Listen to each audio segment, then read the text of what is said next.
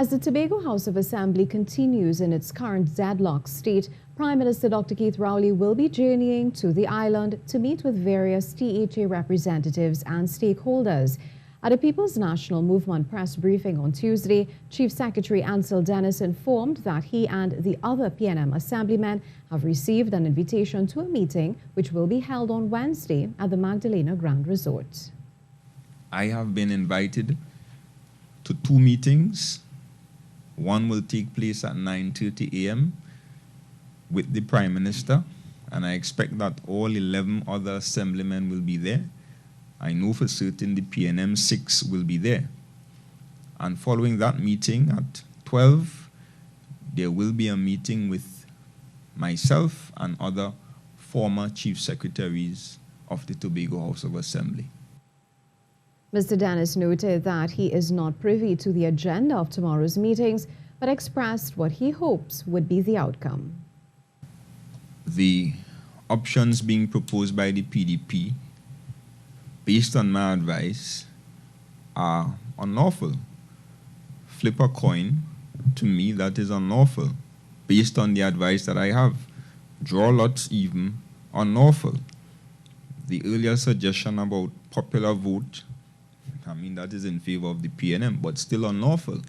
And therefore, I would hope that we would leave that meeting with the understanding that we have to follow the law. Progressive Democratic Patriots Assemblymen have also received an invitation. Deputy leader of the party, Dr. Faith B. Israel, shared a copy of the letter via her Facebook page. The fact that no litigation has been filed to solve the THA deadlock illustrates that the only way to solve this is through the Parliament. So says Attorney General Faris Al-Rawi, speaking on Tuesday during debate on the Tobago House of Assembly Amendment Bill 2021. In late January, the Progressive Democratic Patriots said it was preparing to head to court for a solution to the deadlock in the THA, but that was not done. Mr. Al-Rawi believes this is proof that the deadlock cannot be solved through that route. Court step in to decide this battle. Should the court decide whether the presiding officer, drawing of ballots, etc., can be exercised by the clerk? We've heard threat of litigation, but there is none. There is no litigation. And that's a very telling story that no litigation has been filed. Meanwhile, opposition Senator Jerlene John questioned why 15 seats were being proposed for amendments. The Honorable Attorney General, and ensuring that we don't fall into conflict with what is currently before us in the Joint Select Committee, but our Honorable Attorney General, Madam President, did mention it and said that Tobago in consultation had mentioned these 15 assemblymen. Well, of course, anybody can say anything, but that now must fall to process. But they did not just say the 15. They said, oh, any such other number of assemblymen as corresponds with the number of electoral districts as provided for by an order made by the President. Ms. John says there was no consultation with the population prior to bringing the amendments to the Parliament and believes the PNM is attempting to ensure it does not lose any election in Tobago.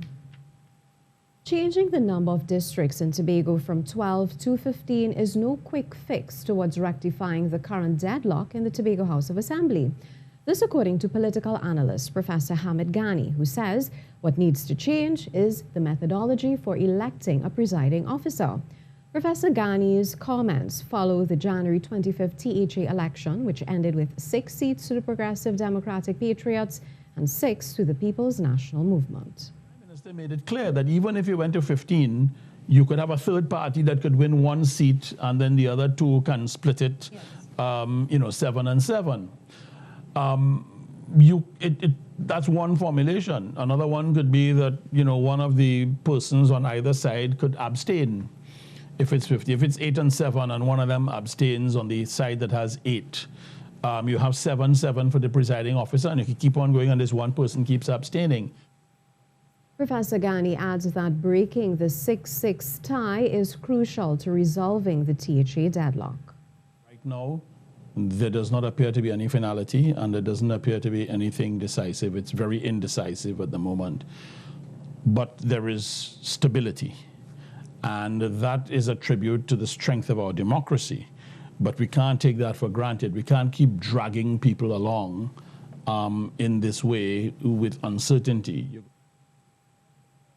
The Tobago House of Assembly Amendment Bill 2021 passed in the lower house last Friday and is now being debated in the Senate.